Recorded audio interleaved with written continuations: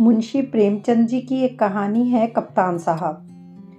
जगत सिंह को स्कूल जाना, कुनैन खाने या मछली के तेल पीने से कम अप्रिय न था। वह सैलानी, आवारा, घुमक्कड़ युवक था। कभी अमरूद के बागों की ओर निकल जाता और अमरूद के साथ माली की गालियां बड़े शौक से खाता। कभी दरिया की सैर करता और मल्लाहों की डोंगियों में बैठकर उस पार के देहातों में निकल जाता। गालियां खाने में उसे मजा आता था। गालियां खाने का कोई अवसर वह हाथ से न जाने देता। सवार के घोड़े के पीछे ताली बजाना, एक को पीछे से पकड़ अपनी ओर खींचना, बूढ़ों के चाल की नकल करना उसके मनोरंजन के विषय थे। आलसी काम तो नहीं करता, पर दुर्व्यसनों का दास होता है और दुर्व्यसन धन के बिना पूरे नहीं होते। जगत सिंह को जब अवसर मिलता घर से रुपए उड़ा ले जाता। नगद न मिले तो बर्तन और कपड़े उठा ले जाने में भी उसे संकोच न होता था। घर में शीशियां और बोतलें थी, वह सब उसने एक एक करके गुदड़ी बाजार में बेच दी थी।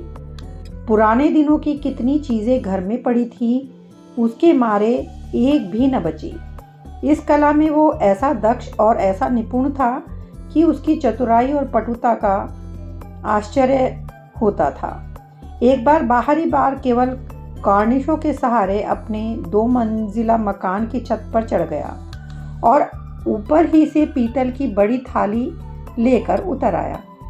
घर वालों को आहट तक न मिली। उसके पिता ठाकुर भक्त सिंह अपने कस्बे के डाकखाने में मुंशी थे। अफसरों ने उन्हें शहर का डाकखाना बड़ी दौड़ धूप करने पर दिया था, किंतु भक्त सिंह जिन इरादों से यहाँ आए थे उनमें से एक भी पूरा न हुआ।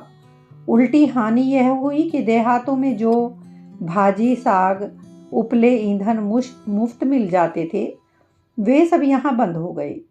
यहाँ सबसे पुराना घराव था, न किसी को दबा सकते थे न सता सकते थे। इस दुर्व्यवस्था में जगत सिंह की हत लपकियां बहुत अखरती। उन्होंने कितनी ही बार उसे बड़ी निर्दयता से पीटा। जगत सिंह भीमकाय होने पर भी चुपके से मार खा लिया करता था। अगर वह अपने पिता के हाथ पकड़ लेता तो वह हिल भी न सकते, पर जगत सिंह इतना सीना जोर न था। हाँ, मारपीट, घुड़की, धमकी किसी का भी उस पर असर न होता था। जगत सिंह जो ही घर में कदम रखता, चारों ओर से कांव कांव मच जाती। माँ दूर दूर करके दौड़ती, बहनें गालियां देने लगती, मानो घर में कोई सांड घुस आया हो। बेचारा उल्टे पांव भागता, कभी कभी 2-2, 3-3 दिन तक भूखा रह जाता। घर वाले उसकी सूरत से जलते थे। इन तिरस्कारों ने उसे निर्लज्ज बना दिया था। कष्टों के ज्ञान से वह निर्द्वंद सा हो गया था। जहाँ नींद आ जाती वहीं पड़ रहता, जो कुछ मिल जाता वही खा लेता। जो जो घर वालों की ओर उसकी चोर कला के गुप्त साधनों का ज्ञान होता जाता, वे उससे चौकन्ने होते जाते थे। यहाँ तक कि एक बार पूरे महीने भर तक उसकी दाल न गली। चरस वाले के कई रुपए ऊपर चढ़ गए। गांजे वाले ने धुआंधार तकाजे करने शुरू किए। हलवाई कड़वी बातें सुनाने लगे। बेचारे जगत को निकलना मुश्किल हो गया। रात दिन ताक झाक में रहता, पर घात न मिलती थी। आखिर एक दिन बिल्ली के भागों छींका टूटा। भक्त सिंह दोपहर को डाकखाने से चले तो एक बीमा रजिस्ट्री जेब में डाल ली। कौन जाने हरकारा या डाकिया शरारत कर जाए, किंतु घर आए तो लिफाफे को अचकन की जेब से निकालने की सुध नहीं रही। जगत सिंह तो ताक लगाए हुए था ही, पैसे के लोभ से में जेब टटोली तो लिफाफा मिल गया। उस पर कई आने के टिकट लगे थे। वह कई बार टिकट चुराकर आधे दामों पर बेच देता था। चट लिफाफा उड़ा दिया। यदि उसे मालूम होता कि उनमें नोट हैं तो कदाचित वह न छूता, लेकिन जब उसने लिफाफा फाड़ डाला और उसमें से नोट निकल पड़े तो वह बड़े संकट में पड़ गया। वह फटा हुआ लिफाफा गला फाड़ फाड़ कर उसके दष्टकृत सत्य को धिक्कारने लगा। उसकी दशा उस शिकारी की सी हो गई जो चिड़ियों का शिकार करने जाए और अनजाने में किसी आदमी पर निशाना मार दे। उसके मन में पश्चाताप था, लज्जा थी, दुख था, पर उसे भूल का दंड सहने की शक्ति न थी। उसने नोट लिफाफे में रख दिए और बाहर चला गया। गर्मी के दिन थे, दोपहर को सारा घर सो रहा था, पर जगत की आंखों में नींद न थी। आज उसकी बुरी तरह कुंदी होगी, इसमें संदेह न था। उसका घर पर रहना ठीक नहीं। 10-5 दिन के लिए उसे कहीं खिसक जाना चाहिए, तब तक लोगों का क्रोध शांत हो जाता। लेकिन कहीं दूर गए बिना काम न चलेगा। बस्ती में वह कई दिन तक अज्ञातवास नहीं कर सकता। कोई ना कोई ज़रूर ही उसका पता देगा और वह पकड़ लिया जाएगा। दूर जाने के लिए कुछ न कुछ खर्च तो पास होना ही चाहिए। क्यों न वह लिफाफे में से एक नोट निकाल ले। यह तो मालूम ही हो जाएगा कि उसी ने लिफाफा फाड़ा है। फिर एक नोट निकाल लेने में क्या हानि है। दादा के पास रुपए तो हैं ही, झक मार कर दे देंगे। यह सोचकर उसने 10 रुपए का एक नोट उड़ा लिया। मगर उसी वक्त उसके मन में एक नई कल्पना का प्रादुर्भाव हुआ। अगर ये सब रुपए लेकर किसी दूसरे शहर में कोई दुकान खोल ले तो बड़ा मज़ा हो। फिर एक एक पैसे के लिए क्यों किसी की चोरी करनी पड़े। कुछ दिन में एक बहुत सा पैसा जमा करके घर आएगा तो लोग कितने चकित होंगे। उसने लिफाफे को फिर निकाला। उसमें कुल 200 रुपए के नोट थे। 200 में दूध की दुकान खूब चल सकती है। आखिर मुरारी की दुकान में 2-4 कढ़ाव और 2-4 पीतल के थालों के सिवा और क्या है। लेकिन कितने ठाठ से रहता है। रुपयों की चरस उड़ा देता है। एक एक दाव पर 10-10 रुपये रख देता है। नफा ना होता तो वह ठाठ कहाँ से निभाता। इस आनंद कल्पना में वह इतना मग्न हुआ कि उसका मन काबू से बाहर हो गया। जैसे प्रवाह में किसी के पांव उखड़ जाएं और वह लहरों में बह जाए। उसी दिन शाम को वह बंबई चल दिया। दूसरे ही दिन मुंशी भक्त सिंह पर गबन का मुकदमा दायर हो गया। बंबई के किले के मैदान में बैंड बज रहा था।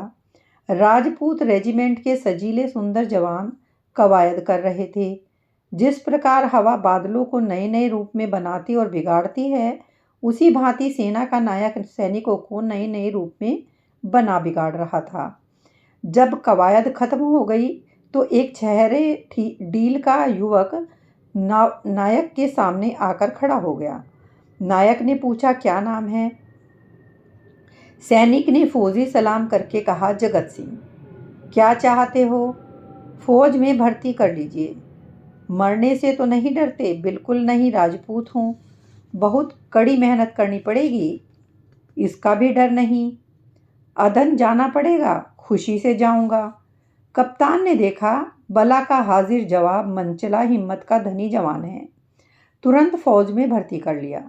तीसरे दिन रेजिमेंट अदन को रवाना हुआ। मगर जो जो जहाज आगे चलता था, जगत का दिल पीछे रह जाता था। जब तक जमीन का किनारा नजर आता रहा, वह जहाज के डेक पर खड़ा अनुरक्त नेत्रों से उसे देखता रहा। जब वह भूमि तट जल में विलीन हो गया तो उसने एक ठंडी सांस ली और मुंह ढांप कर रोने लगा। आज जीवन में पहली बार उसे प्रियजनों की याद आई। वह छोटा सा अपना कस्बा, वह गांजे की दुकान, वह सैर सपाटे, वह सुहृदय मित्रों का जमघट आंखों में फिरने लगे। कौन जाने फिर कभी उनसे भेंट होगी या नहीं। एक बार वह इतना बेचैन हुआ कि जी में आया पानी में कूद पड़े। जगत सिंह को अदन में रहते 3 महीने गुजर गए। भांति भांति की नवीनताओं ने कई दिन तक उसे मुग्ध किए रखा। लेकिन पुराने संस्कार फिर जागृत होने लगे। अब कभी कभी उसे स्नेहमयी माता की याद आने लगी, जो पिता के क्रोध, बहनों के धिक्कार और स्वजनों के तिरस्कार में भी उसकी रक्षा करती थी। उसे वह दिन याद आया जब एक बार वह बीमार पड़ा था। उसके बचने की कोई आशा न थी, पर न तो पिताजी को उसकी कुछ चिंता थी, न बहनों को। केवल माता थी जो रात की रात उसके सिरहाने बैठी अपनी मधुर स्नेहमयी बातों से उसकी पीड़ा शांत करती रहती थी।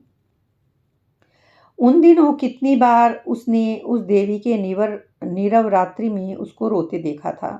वह स्वयं रोगों से जीर्ण हो रही थी, लेकिन उसकी सेवा शुश्रूषा में वह अपनी व्यथा को ऐसी भूल गई मानो उसे कोई कष्ट ही नहीं। क्या उसे माता के दर्शन फिर होंगे?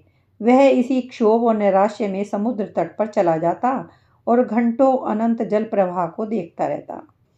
कई दिनों से उसे घर पर एक पत्र भेजने की इच्छा हो रही थी, किंतु लज्जा और ग्लानि के कारण वह टालता जाता था। आखिर एक दिन उससे न रहा गया। उसने पत्र लिखा और अपने अपराधों के लिए क्षमा मांगी।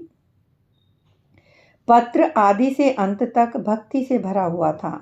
अंत में उसने इन शब्दों में अपनी माता को आश्वासन दिया था, माताजी, मैंने बड़े बड़े उत्पात किए हैं, आप लोग मुझसे तंग आ गई थी। मैं इन सारी भूलों के लिए सच्चे हृदय से लज्जित हूँ और आपको विश्वास दिलाता हूँ कि जीता रहा तो कुछ ना कुछ करके दिखाऊंगा। तब कदाचित आपको मुझे अपना पुत्र कहने में संकोच न होगा। मुझे आशीर्वाद दीजिए कि अपनी प्रतिज्ञा का पालन कर सकूं। यह पत्र लिखकर उसने डाकखाने में छोड़ा और उसी दिन से उत्तर की प्रतीक्षा करने लगा। किंतु 1 महीना गुजर गया और कोई जवाब न आया। उसका जी घबराने लगा। जवाब क्यों नहीं आता? कहीं माताजी बीमार तो नहीं है? शायद दादा ने क्रोधवश जवाब न लिखा होगा। कोई और आपत्ति तो नहीं आ पड़ी? कैंप में एक वृक्ष के नीचे कुछ सिपाहियों ने शालिग्राम की एक मूर्ति रख छोड़ी थी। कुछ श्रद्धालु सैनिक रोज उस प्रतिमा पर जल चढ़ाया करते थे। जगत सिंह उनकी हंसी उड़ाया करता, पर आज वह विक्षिप्तों की भांति प्रतिमा के सम्मुख जाकर बड़ी देर तक मस्तक झुकाए बैठा रहा। वह इसी ध्यानावस्था में बैठा था कि किसी ने उसका नाम लेकर पुकारा। यह दफ्तर का चपरासी था, उसके नाम की चिट्ठी लेकर आया था। जगत सिंह ने पत्र हाथ में लिया तो उसकी सारी देह कांप उठी। ईश्वर की स्तुति करके उसने लिफाफा खोला और पत्र पढ़ा। लिखा था, तुम्हारे दादा को गबन के अभियोग में 5 वर्ष की सजा हो गई। तुम्हारी माता इस शोक में मरणासन है। छुट्टी मिले तो घर चले आओ। जगत सिंह ने उसी वक्त कप्तान के पास जाकर कहा, हुजूर, मेरी माँ बीमार है, मुझे छुट्टी दे दीजिए। कप्तान ने कठोर आंखों से देखकर कहा, अभी छुट्टी नहीं मिल सकती, तो मेरा इस्तीफा ले लीजिए। अभी इस्तीफा नहीं लिया जा सकता। मैं अब एक क्षण भी नहीं रह सकता। रहना पड़ेगा। तुम लोगों को बहुत जल्दी लाम पर जाना पड़ेगा। लड़ाई छिड़ गई। आहा, अब मैं घर नहीं जाऊंगा। हम लोग कब तक यहाँ से जाएंगे? बहुत जल्द, 2 ही 4 दिनों में। 4 वर्ष बीत गए। कैप्टन जगत सिंह का सा योद्धा उस रेजिमेंट में नहीं है। कठिन अवस्थाओं में उसका साहस और भी उत्तेजित हो जाता है। जिस मुहिम में सबकी हिम्मतें जवाब दे जाती हैं, उसे सर करना उसी का काम है। हल्ले और धावे में वह सबसे आगे रहता है। उसकी त्योरियां पर कभी महल नहीं आता। इसके साथ ही वह इतना विनम्र, इतना गंभीर, इतना प्रसन्नचित्त है कि सारे अफसर और मातहत उसकी बड़ाई करते हैं। उसका पुनर्जीवन सा हो गया। उस पर अफसरों को इतना विश्वास है कि अब वे प्रत्येक विषय में उससे परामर्श करते हैं। जिससे पूछिए वही वीर जगत सिंह की वीरतावली सुना देगा।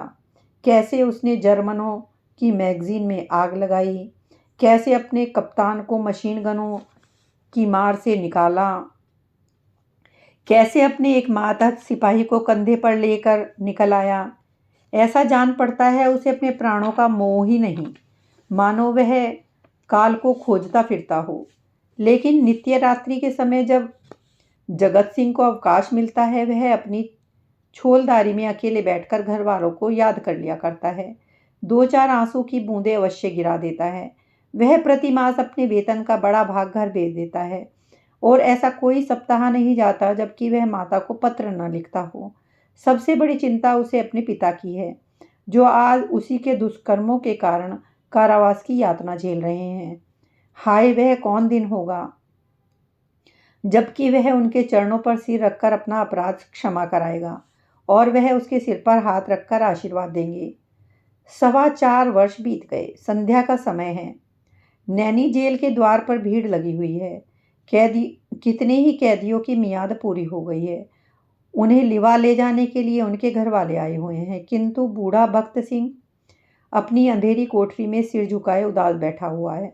उसकी कमर झुककर कमान हो गई है, देह अस्थि पंजर मात्र रह गई है। ऐसा मालूम पड़ता है किसी चतुर शिल्पी ने एक अकाल पीड़ित मनुष्य की मूर्ति बनाकर रख दी है। उसकी भी मियाद पूरी हो गई है, लेकिन उसके घर में से कोई नहीं आया। आए कौन, आने वाला था ही कौन? एक बूढ़े किंतु हष्ट-पुष्ट कैदी ने आकर उसका कंधा हिलाया और बोला, कहो भगत, कोई घर से आया? भक्त सिंह ने कंपित कंठ स्वर में कहा, घर पर है ही कौन? घर तो चलोगे ही। मेरे घर कहाँ हैं? तो क्या यहीं पड़े रहोगे? अगर ये लोग निकाल न देंगे तो यहीं पड़ा रहूँगा। आज 4 साल के बाद भक्त सिंह को अपने प्रताड़ित निर्वासित पुत्र की याद आ रही थी, जिसके कारण जीवन का सर्वनाश हो गया, आबरू मिट गई, घर बर्बाद हो गया। उसकी स्मृति भी उन्हें असह्य थी, किंतु आज नैराश्य और दुख के अथाह सागर में डूबते हुए उन्होंने उसी तिनके का सहारा लिया। न जाने उस बेचारे की क्या दशा हुई। लाख बुरा है तो भी अपना लड़का है, खानदान की निशानी तो है। मारूंगा तो 4 आंसू तो बहाएगा, 2 चुल्लू पानी तो देगा। हाय, मैंने उसके साथ कभी प्रेम का व्यवहार नहीं किया। जरा भी शरारत करता तो यमदूत की भांति उसकी गर्दन पर सवार हो जाता। एक बार रसोई में बिना पैर धोए चले जाने के दंड मैंने उसको उल्टा लटका दिया था। कितनी बार केवल जोर से बोलने पर मैंने उसे तमाचे लगाए थे। पुत्र सा रत्न पाकर मैंने उसका आदर न किया। उसी का दंड है। जहाँ प्रेम का बंधन शिथिल हो, वहाँ परिवार की रक्षा कैसे हो सकती है? सवेरा हुआ, आशा का सूर्य निकला। आज उसकी रश्मियाँ कितनी कोमल और मधुर थीं, वायु कितनी सुखद, आकाश कितना मनोहर, वृक्ष कितने हरे भरे, पक्षियों का कलरव कितना मीठा। सारी प्रकृति आशा के रंग में रंगी हुई थी, पर भक्त सिंह के लिए चारों ओर घोर अंधकार था। जेल का अफसर आया। कैदी एक पंक्ति में खड़े हुए। अफसर एक एक का नाम लेकर रिहाई का परवाना देने लगा। कैदियों के चेहरे आशा से प्रफुल्लित थे। जिसका नाम आता वह खुश खुश अफसर के पास जाता, परवाना लेता, झुककर सलाम करता और तब अपने विपत्त काल के संगियों से गले मिलकर बाहर निकल जाता। उसके घर वाले दौड़कर उससे लिपट जाते। कोई पैसे लुटा रहा था, कहीं मिठाइयाँ बांटी जा रही थी, कहीं जेल के कर्मचारियों को इनाम दिया जा रहा था। आज नरक के पुतले विनम्रता के देवता बने हुए थे। अंत में भक्त सिंह का नाम आया। वह सिर झुकाए आहिस्ता आहिस्ता जेलर के पास गए और उदासीन भाव से परवाना लेकर जेल के द्वार की ओर चले, मानो सामने कोई समुद्र लहरें मार रहा है। द्वार से बाहर निकलकर वह जमीन पर बैठ गए। कहाँ जाए? सहसा उन्होंने एक सैनिक अफसर को घोड़े पर सवार जेल की ओर आते देखा। उसकी देह पर खाकी वर्दी थी, सिर पर कारचौबी साफा, अजीब शान से घोड़े पर बैठा हुआ था। उसके पीछे पीछे एक फिटन आ रही थी। जेल के सिपाहियों ने अफसर को देखते ही बंदूकें संभाली और लाइन में खड़े होकर सलाम किया। भक्त सिंह ने मन में कहा, एक भाग्यवान वह है जिसके लिए फिटन आ रही है, और एक अभागा मैं हूँ जिसका कहीं ठिकाना नहीं। फौजी अफसर ने इधर उधर देखा और घोड़े से उतरकर सीधे भक्त सिंह के सामने आकर खड़ा हो गया। भक्त सिंह ने उसे ध्यान से देखा और तब चौंक कर उठ खड़े हुए और बोले, अरे बेटा जगत सिंह। जगत सिंह रोता हुआ उनके पैरों में गिर पड़ा।